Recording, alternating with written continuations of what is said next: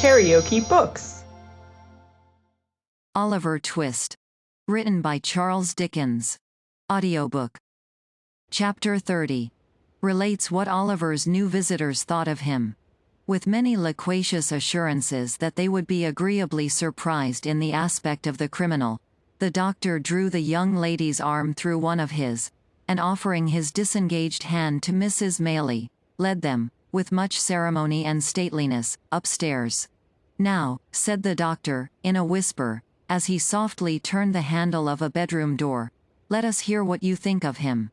He has not been shaved very recently, but he don't look at all ferocious notwithstanding. Stop, though. Let me first see that he is in visiting order." Stepping before them, he looked into the room.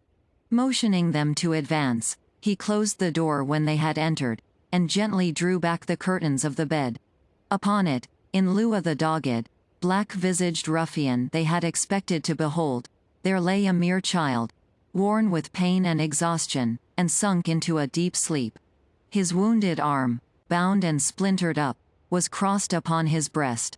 His head reclined upon the other arm, which was half hidden by his long hair, as it streamed over the pillow. The honest gentleman held the curtain in his hand, and looked on, for a minute or so, in silence. Whilst he was watching the patient thus, the younger lady glided softly past, and seating herself in a chair by the bedside, gathered Oliver's hair from his face. As she stooped over him, her tears fell upon his forehead.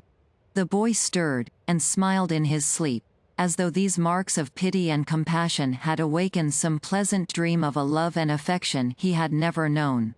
Thus, a strain of gentle music, or the rippling of water in a silent place, or the odor of a flower, or the mention of a familiar word, will sometimes call up sudden dim remembrances of scenes that never were, in this life, which vanish like a breath, which some brief memory of a happier existence, long gone by, would seem to have awakened, which no voluntary exertion of the mind can ever recall. "What can this mean?" exclaimed the elder lady. "This poor child can never have been the pupil of robbers. Vice," said the surgeon, replacing the curtain, "takes up her abode in many temples, and who can say that a fair outside shall not enshrine her? But at so early an age," urged Rose. "My dear young lady," rejoined the surgeon, mournfully shaking his head, "crime, like death, is not confined to the old and withered alone. The youngest and fairest are too often its chosen victims. But, can you really believe that this delicate boy has been the voluntary associate of the worst outcasts of society?" said Rose. The surgeon shook his head, in a manner which intimated that he feared it was very possible, and observing that they might disturb the patient, led the way into an adjoining apartment. "But even if he has been wicked," pursued Rose, "think how young he is.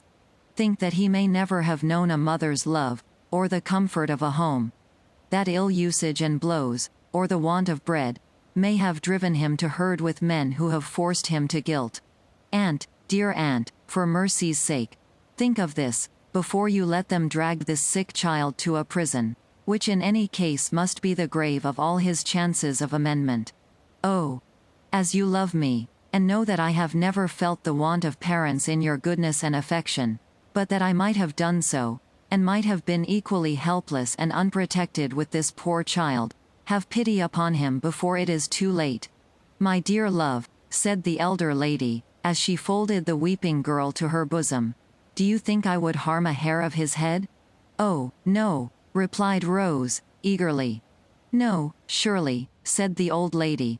"My days are drawing to their close, and may mercy be shown to me as I show it to others. What can I do to save him, sir?" "Let me think, ma'am," said the doctor. "Let me think." Mr. Losberne thrust his hands into his pockets, and took several turns up and down the room, often stopping, and balancing himself on his toes, and frowning frightfully. After various exclamations of, "I've got it now," and, "No, I haven't," and as many renewals of the walking and frowning, he at length made a dead halt, and spoke as follows. "I think if you give me a full and unlimited commission to bully Giles, and that little boy, Brittles, I can manage it. Giles is a faithful fellow and an old servant, I know. But you can make it up to him in 1,000 ways, and reward him for being such a good shot besides. You don't object to that? Unless there is some other way of preserving the child, replied Mrs. Maylie. There is no other, said the doctor. No other, take my word for it. Then my aunt invests you with full power, said Rose, smiling through her tears. But pray don't be harder upon the poor fellows than is indispensably necessary. You seem to think, retorted the doctor, that everybody is disposed to be hard-hearted today, except yourself, Miss Rose. I only hope, for the sake of the rising male sex generally, that you may be found in as vulnerable and soft-hearted a mood by the first eligible young fellow who appeals to your compassion. And I wish I were a young fellow, that I might avail myself, on the spot, of such a favorable opportunity for doing so, as the present. You are as great a boy as poor Brittles himself, returned Rose, blushing. Well, said the doctor, laughing heartily, that is no very difficult matter. But to return to this boy. The great point of our agreement is yet to come. He will wake in an hour or so, I dare say, and although I have told that thick-headed constable fellow downstairs that he mustn't be moved or spoken to, on peril of his life, I think we may converse with him without danger. Now I make this stipulation, that I shall examine him in your presence, and that, if, from what he says, we judge, and I can show to the satisfaction of your cool reason, that he is a real and thorough bad one, which is more than possible, he shall be left to his fate, without any farther interference on my part, at all events. Oh no, aunt, entreated Rose. Oh yes, aunt, said the doctor. Is as a bargain? He cannot be hardened in vice, said Rose, it is impossible. Very good, retorted the doctor. Then so much the more reason for acceding to my proposition. Finally the treaty was entered into, and the parties thereunto sat down to wait, with some impatience, until Oliver should awake. The patience of the two ladies was destined to undergo a longer trial than Mr. Losberne had led them to expect. For hour after hour passed on, and still Oliver slumbered heavily. It was evening, indeed, before the kind-hearted doctor brought them the intelligence, that he was at length sufficiently restored to be spoken to. The boy was very ill, he said, and weak from the loss of blood. But his mind was so troubled with anxiety to disclose something, that he deemed it better to give him the opportunity, than to insist upon his remaining quiet until next morning, which he should otherwise have done. The conference was a long one. Oliver told them all his simple history, and was often compelled to stop, by pain and want of strength. It was a solemn thing, to hear, in the darkened room, the feeble voice of the sick child recounting a weary catalogue of evils and calamities which hard men had brought upon him. Oh! If when we oppress and grind our fellow creatures, we bestowed but one thought on the dark evidences of human error, which, like dense and heavy clouds, are rising, slowly it is true, but not less surely, to heaven, to pour thereafter vengeance on our heads. If we heard but one instant, in imagination, the deep testimony of dead men's voices, which no power can stifle, and no pride shut out, where would be the injury and injustice, the suffering, misery, cruelty, and wrong, that each day's life brings with it? Oliver's pillow was smoothed by gentle hands that night, and loveliness and virtue watched him as he slept. He felt calm and happy, and could have died without a murmur. The momentous interview was no sooner concluded, and Oliver composed to rest again, than the doctor, after wiping his eyes, and condemning them for being weak all at once, betook himself downstairs to open upon Mr. Giles.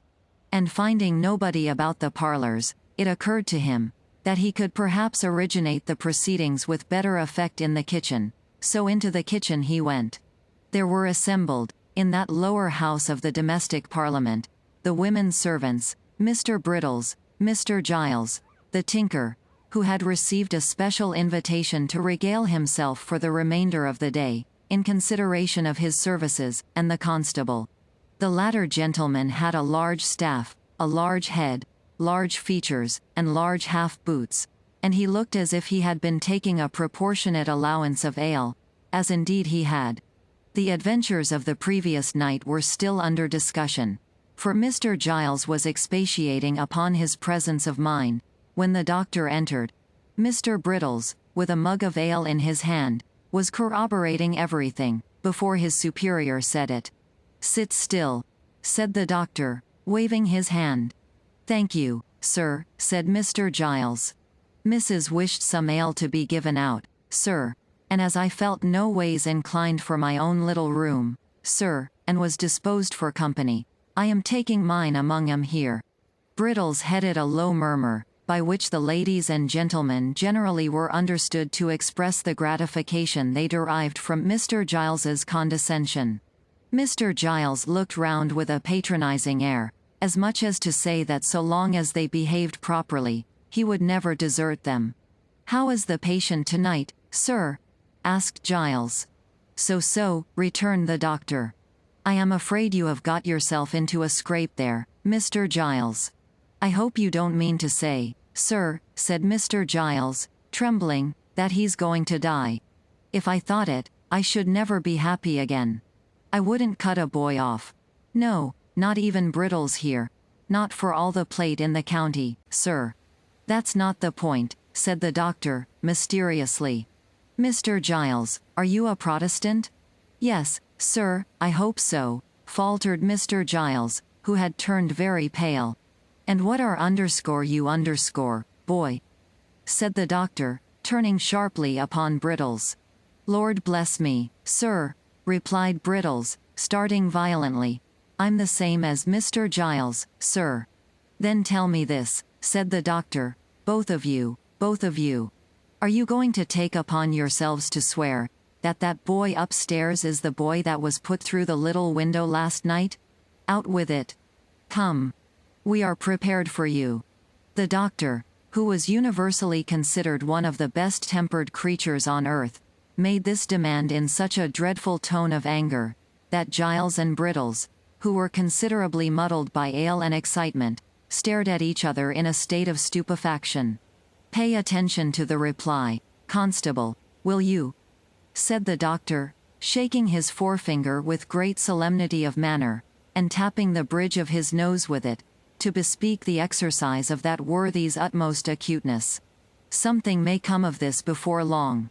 The constable looked as wise as he could, and took up his staff of office, which had been reclining indolently in the chimney corner. "It's a simple question of identity, you will observe," said the doctor. "That's what it is, sir," replied the constable, coughing with great violence. For he had finished his ale in a hurry, and some of it had gone the wrong way. "Here's the house broken into," said the doctor, "and a couple of men catch one moment's glimpse of a boy, in the midst of gunpowder smoke, and in all the distraction of alarm and darkness. Here's a boy comes to that very same house, next morning, and because he happens to have his arm tied up, these men lay violent hands upon him, by doing which, they place his life in great danger, and swear he is the thief. Now, the question is, whether these men are justified by the fact. If not, in what situation do they place themselves?" The constable nodded profoundly. He said, if that wasn't law, he would be glad to know what was. "I ask you again," thundered the doctor, "are you, on your solemn oaths, able to identify that boy?" Brittles looked doubtfully at Mr. Giles. Mr. Giles looked doubtfully at Brittles. The constable put his hand behind his ear, to catch the reply. The two women and the tinker leaned forward to listen. The doctor glanced keenly round, when a ring was heard at the gate, and at the same moment, the sound of wheels. "It's the runners," cried Brittles, to all appearance much relieved. "The what?" exclaimed the doctor, aghast in his turn. "The Bow Street officers, sir," replied Brittles, taking up a candle. "Me and Mr. Giles sent for 'em this morning." "What?" cried the doctor. "Yes," replied Brittles. "I sent a message up by the coachman, and I only wonder they weren't here before, sir." "You did you? Then confound your slow coaches down here. That's all. said the doctor, walking away. KaraokeBooks.